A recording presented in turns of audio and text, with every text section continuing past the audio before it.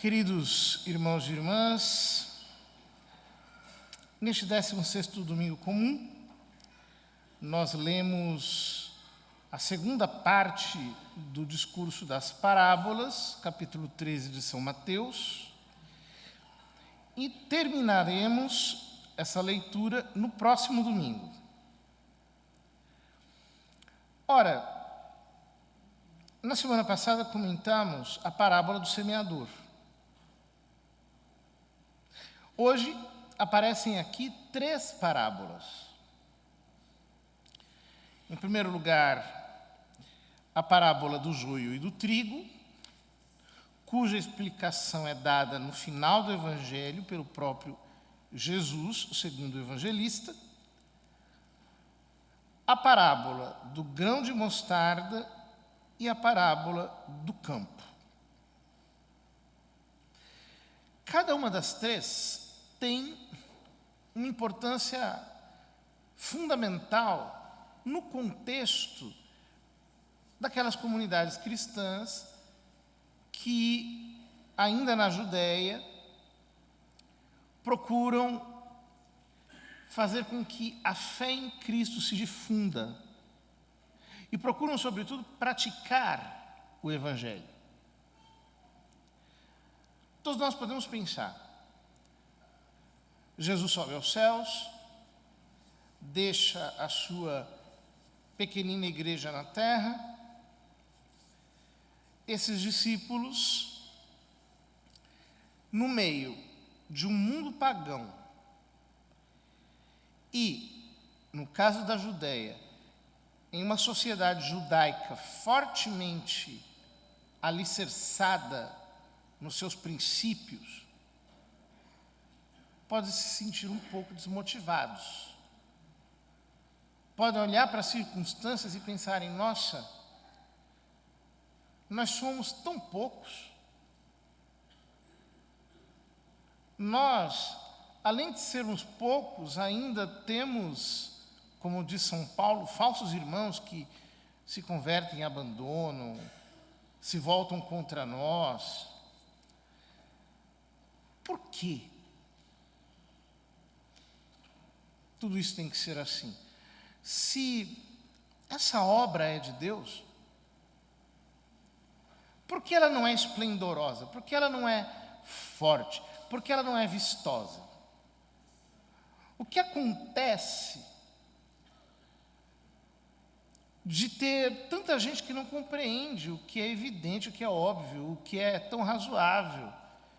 Porque tudo que o Evangelho ensina é bom, é perfeito, é agradável. Por quê? Em primeiro lugar, a parábola do joio e do trigo. A parábola do joio e do trigo fala de um homem que semeou boa semente no seu campo. Impressionante isso, porque existe uma precedência do bem sobre o mal. Não é que Deus semeia no campo do diabo. Então, o mundo é mau, então vem Deus e semeia ali uma semente boa. Não. Nós não podemos nos impressionar com a força do mal, com o grito do mal, com os escândalos do mal, porque isso tudo é só barulho. Há uma precedência do bem sobre o mal.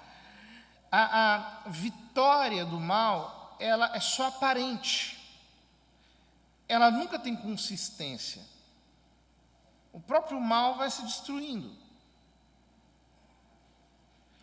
E por isso ele diz: um homem semeou boa semente no seu campo. Enquanto todos dormiam, veio seu inimigo, semeou o joio no meio do trigo e foi embora. Na explicação, Jesus diz: aquele que semeia boa semente é o Filho do Homem. É Ele mesmo, Cristo. O campo é um mundo. Então, o mundo inteiro é campo de Deus. Como diz o Salmo 23. do Senhor é a terra, e tudo que nela se encerra, o mundo inteiro com os seres que o povoam. O mundo é o campo de Deus. A boa semente são os que pertencem ao reino, o joio são os que pertencem ao maligno. Aqui, Jesus faz uma referência praticamente direta a Gênesis 3,15, quando Deus amaldiçoa a serpente. Ele diz: porém, inimizade entre ti e a mulher, entre a tua semente e a dela. Então, há duas descendências, há duas sementes. A descendência da mulher, que é semeada pelo Filho do Homem, e a descendência da serpente, que é semeada pelo diabo. Isso é muito forte no Evangelho, porque Jesus, por exemplo, em São João, no capítulo 8, ele chama os fariseus de filhos do diabo. Vós tendes por pai o diabo. Por quê? Porque ele é mentiroso e pai da mentira. O joio é uma mentira. É o estelionato do trigo. O joio, ele parece trigo apenas por fora. Apenas na fase inicial do crescimento. É uma graminha que nasce no meio do trigal e se confunde na fase do crescimento com o trigo. Qual a diferença? É que quando o trigo cresce, o trigo forma espigas. O trigo produz fruto. O joio não. O joio é vazio. E, além de tudo, é tóxico. Causa prejuízo à saúde do homem.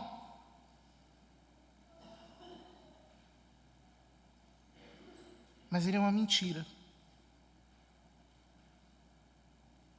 Então, aqui, ser trigo significa ser possuído pela verdade, é ter a verdade dentro de si e produzir o fruto da verdade da fé através da caridade. O inimigo que semeou o joio é o diabo. Aí diz: quando o trigo cresceu, as espigas começaram a se formar. Apareceu também o joio.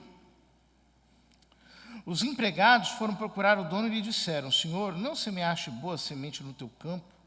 De onde vem então o joio? O dono respondeu: foi um inimigo que fez isso. Os empregados lhe perguntaram: queres que vamos arrancar o joio?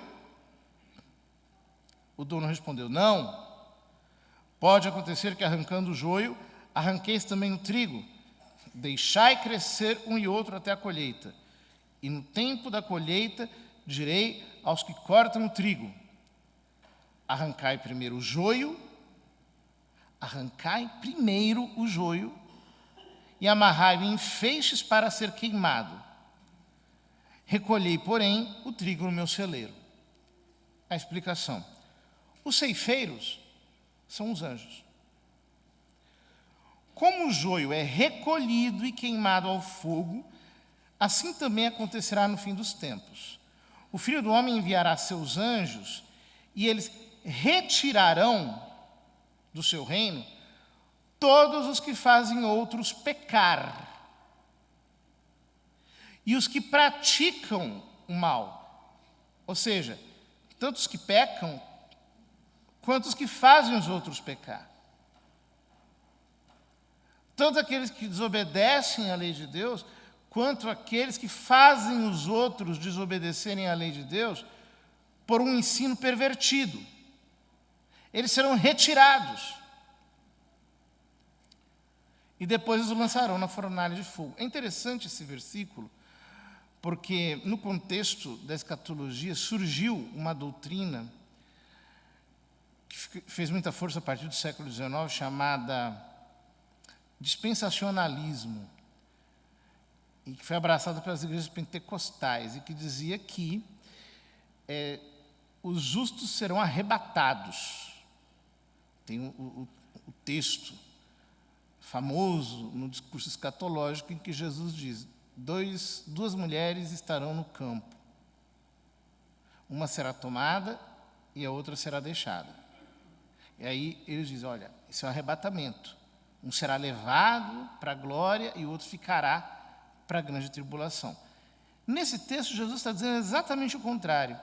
Como o joio é recolhido e queimado ao fogo, assim também acontecerá no fim dos tempos. O Filho do Homem enviará os seus anjos e eles retirarão do seu reino todos os que fazem outros pecados, que praticam o mal. E diz, ainda na parábola: deixai crescer um e outro até a colheita. E no tempo da colheita direi aos que cortam trigo: arrancai primeiro o joio. Então, de certo modo, essa doutrina inverte aqui o que seria esse será tomado e deixado. Mas isso não é o tema do Evangelho. Vejam bem, queridos irmãos, todos nós temos a tentação de querer uma igreja pura. É uma tentação antiga. Quando cessaram as perseguições aos cristãos, e de certo modo o cristianismo entrou numa fase de normalidade, isso no século IV. Então, vários que tinham apostatado quiseram voltar, e aí houve muita gente dentro da igreja que queria que eles não voltassem, que houvesse uma proibição do seu retorno.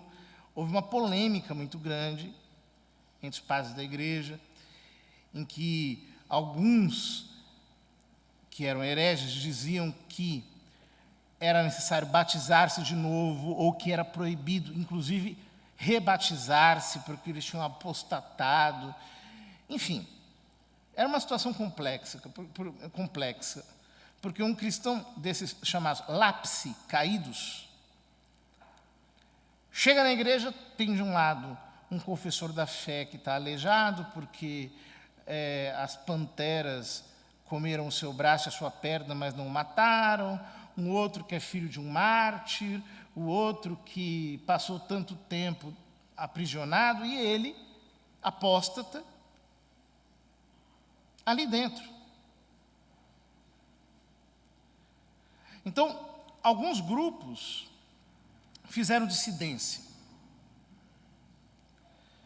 Eles se tornaram grupos místicos, por exemplo, a seita dos donatistas, dos montanistas, é desse período. Eram grupos que procuravam uma pureza eclesiástica e que acabaram, na verdade, caindo em grandes loucuras, fazendo muita bobagem, até serem realmente disciplinados pela igreja. Um pouco mais adiante, no começo do milênio, surgiram outros grupos dissidentes, os chamados cátaros, contra os quais combateu São Domingos, os albingenses. Os cátaros, justamente porque a palavra cátaro significa puro em grego. Então eles se consideravam puros, porque queriam uma pureza eclesiástica diante das dificuldades que a igreja enfrentava naquele período. Não que eles não tivessem certa dose de razão, mas a sua resposta era uma resposta errada.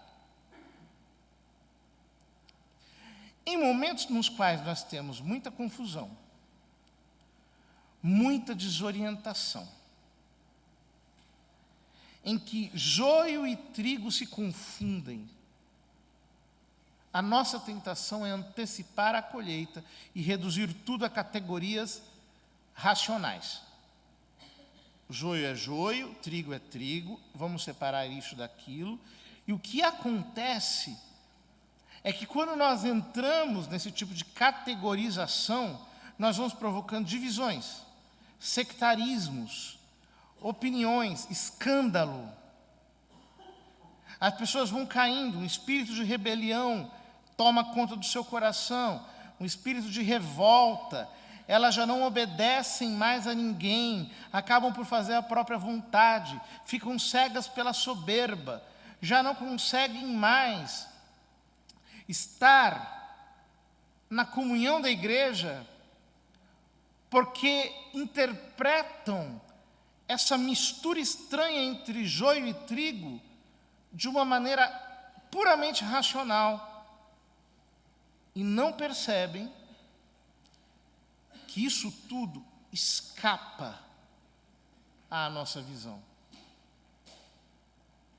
A tentativa de separar o joio do trigo, pelas nossas forças humanas, pela força da nossa racionalidade humana, só provoca injustiça. Por quê?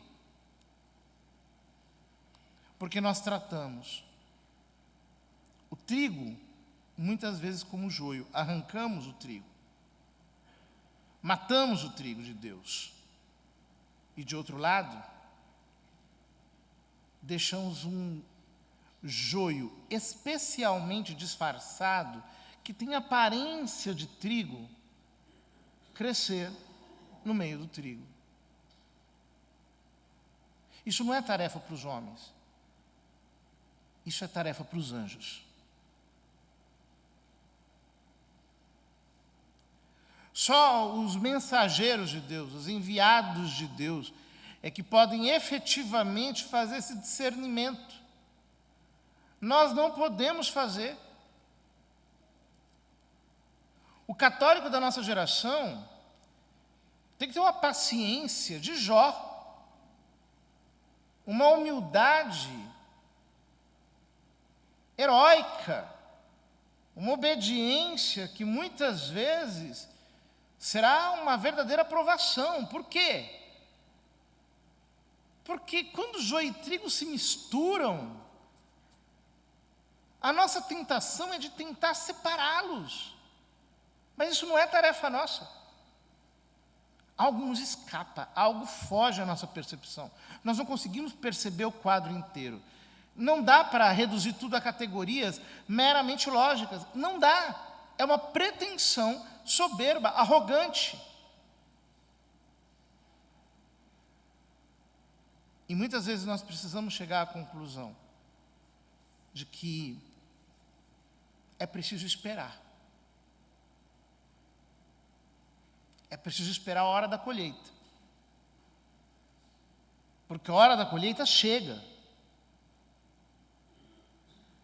Chegará no fim dos tempos, quando Deus fizer o juízo, mas existem tempos de juízo. A história da igreja conheceu muitos tempos de juízo. Tempos em que, de repente, acontece uma grande purificação. Eu me lembro, por exemplo, do que aconteceu no Renascimento. Século XVI, a igreja estava totalmente pervertida por aqueles costumes do Renascimento. Era uma vergonha. O que aconteceu? Entrou um exército de mercenário em Roma, matou todo mundo, fez uma desgraça terrível.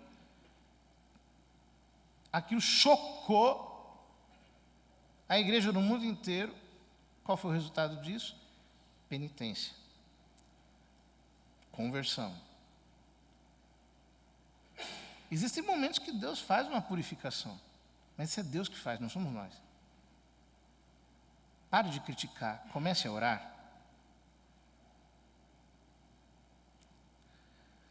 Pare de dividir, comece a orar. Pare de ser alguém que o tempo todo está preocupado com as coisas que acontecem lá em cima. Isso não está nas nossas mãos. Isso está nas mãos de Deus. A única coisa que nós podemos fazer é orar. É sofrer com paciência. É esperar a hora de Deus. Porque ela chega. Essa percepção humilde nos impede de entrar num tipo de surto que nos faz o tempo todo ficar nervosos, irritados, com medo, apavorados. Escutem. O mal não tem poder ilimitado. Só o bem é infinito.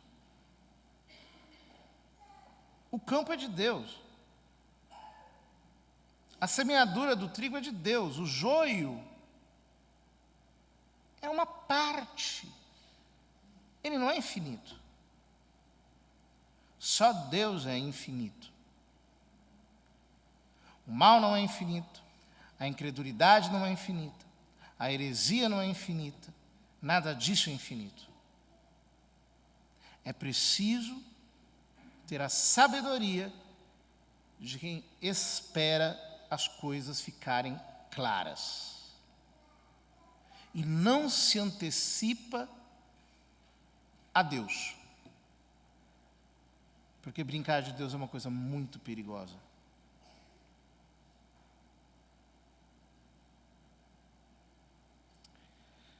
Então vem a segunda parábola. A parábola do grão de mostarda. O reino dos céus é como uma semente de mostarda que um homem pega e semeia no seu campo. Embora ela seja a menor de todas as sementes, quando cresce fica maior do que as outras plantas e torna-se uma árvore, de modo que os pássaros vêm e fazem ninhos em seus ramos. Um grãozinho de mostarda, parece uma poeirinha. Quando cresce, se torna uma pequena árvore de uns 3 metros de altura no máximo. Em geral, menos do que isso. É interessante que, por exemplo, Ezequiel compara o reino de Deus aos cedros do Líbano, que são árvores majestosas. Mas Jesus compara o reino dos céus a um pé de mostarda, que não é uma coisa pequena e não é uma coisa imensa, gigantesca. É bonito isso. Chega a ser singelo. Porque o que ele está dizendo é, não se apavorem com o fato de vocês não serem maioria. O grãozinho de mostarda, ele é minúsculo. E depois, quando ele cresce, sim, ele cresce, mas o seu crescimento não é uma coisa estrondosa. E o que acontece? As aves dos céus fazem ninhos ali. Olha ali. Possivelmente, talvez, tivesse por perto ali um pezinho de mostarda com um ninhozinho de um passarinho ali. Olha, está vendo? Os passarinhos fazem ninho ali. Os pássaros voam alto, mas eles fazem um ninho também ali no grãozinho de mostarda, no pezinho de mostarda. Ou seja, não mirem um crescimento espantoso. Não se preocupem com isso. Não é o caso. Não adotem métodos empresariais para uma expansão exagerada, porque isso só causa inchaço. É exterioridade. Tenha um crescimento consistente, sólido, sustentável, verdadeiro. Porque mesmo sendo um pezinho de mostarda, as aves do céu pousam ali. Essas aves do céu podem simbolizar os povos pagãos, que às vezes são representados como animais no Velho Testamento, mas também pode significar as inspirações divinas. Ou seja, o mais importante não é nada disso, é ser conduzido por Deus. É efetivamente ser levado por Deus e ser um mostardeiro de Deus. E por fim, a última parábola. O reino dos céus é como um fermento que uma mulher pega e mistura em 3 porções de farinha. 3 porções de farinha são 25 quilos de farinha. Pega um pouco de fermento e joga lá, até que tudo fique fermentado. Também é uma comparação interessante, porque geralmente o fermento é tratado como algo ruim na Escritura. Por exemplo, na festa da Páscoa, os israelitas têm que tirar o fermento de dentro de casa e comer pães ázimos. E Jesus mesmo, quando fala do fermento, diz: tomai cuidado com o fermento dos fariseus e de Herodes. O fermento era uma substância impura. Hoje a gente sabe que o fermento, ele justamente causa o aumento da massa por causa das bactérias que estão ali, que comem o açúcar, liberam gás carbônico e incham a massa. Então, de certo modo, os israelitas não estavam tão errados assim quando falavam do fermento como uma coisa impura. Mas aqui o que Jesus está querendo salientar é que uma porçãozinha de fermento tem dentro de si uma dinamis, um poder que fermenta a massa inteira. Ou seja, uma igreja pequena, mas fiel, é capaz de mudar o destino de nações. Uma igreja pequena, mas solidamente alicerçada sobre o Evangelho, é capaz de mudar a história, porque o poder não está na farinha, o poder está no fermento. Agora, se nós perdemos a nossa autenticidade, se nós perdemos a verdade da fé, se nós perdemos a espiritualidade, o que acontece? Nós nos tornamos fermento que se estragou, que já não é mais capaz de fermentar massa alguma. Então, ao invés de a igreja influenciar o mundo, é o mundo que influencia a igreja.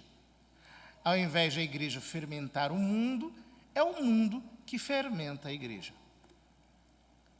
Portanto, o que Jesus está querendo nos dizer, e hoje nós aqui somos essa pequena comunidade de Jerusalém, essa pequena comunidade da Judéia, não queiram separar o joio do trigo. Isso é tarefa de Deus. Não se preocupem com ser uma igreja frondosa, não. Sejam igreja de Deus, ainda que pequena, mas igreja de Deus, porque o poder de Deus, a dinamis de Deus, não está no tamanho, não está na quantidade, mas está justamente na força do Evangelho. Como diz São Paulo, o Evangelho é uma força que age naquele que crê. Vamos pedir ao Senhor que derrame um espírito de sabedoria sobre a nossa geração, sobre os católicos da nossa geração. Muitas vezes estão nervosos, angustiados, aflitos, preocupados, ansiosos, temerosos. Que Deus nos faça perceber que a igreja é dele. No livro do Apocalipse, ele se apresenta como aquele que passeia entre os candelabros e que tem as estrelas na palma da sua mão. A igreja está nas mãos de Deus. Jesus Cristo está aqui. No momento certo, ele age. Por enquanto, é tempo de esperar a colheita e orar. Que o Senhor nos dê a paciência de sermos o bom trigo de Deus, a pequena semente de Deus, e esse fermento poderoso, que ainda que pequeno e em menor quantidade, tem a força de fermentar a massa por inteiro.